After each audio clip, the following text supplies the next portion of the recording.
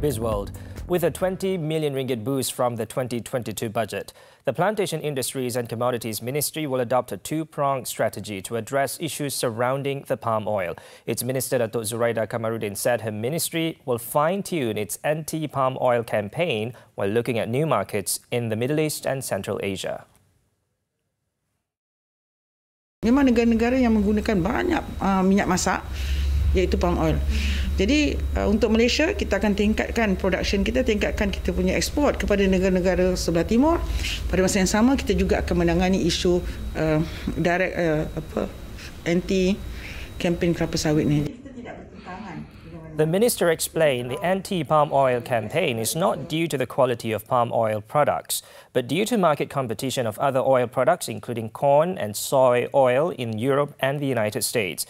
She stressed that 100% of large plantation companies have obtained the Malaysian Sustainable Palm Oil MSPO certification, while nearly 50% of smallholders have already obtained the certification.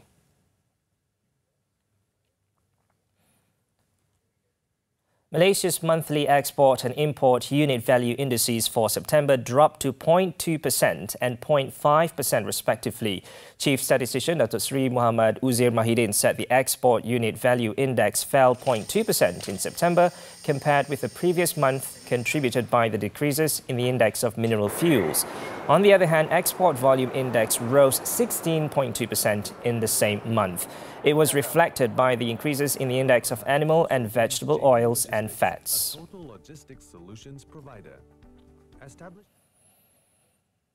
Now, the government should consider implementing economic liberalisation through various initiatives, especially from the aspect of international trade, to give more injections into a long-lasting impact of the economy.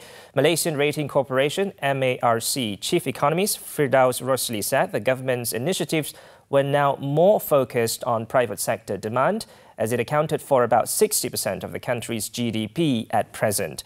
Citing an example of a commodity crisis faced in the 1980s when the country had to be heavily indebted, he said the government at that time liberalised the manufacturing sector. Before the Asian financial crisis, the country's revenue rate increased by about 11.6% annually, compared to only 8% in terms of expenditure. In other words, the country had more revenue from taxes than what was spent at that time, and the government could do the same at this juncture by liberalising the economy, as it will result in the debt ratio getting smaller.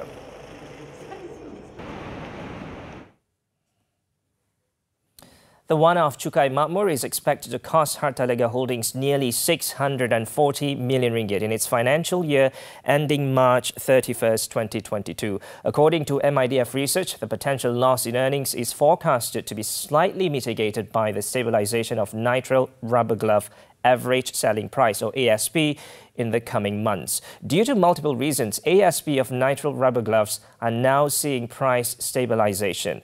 The firm is also concerned if Hartalega would be hit with the US Customs and Border Protection CBP's withhold release order.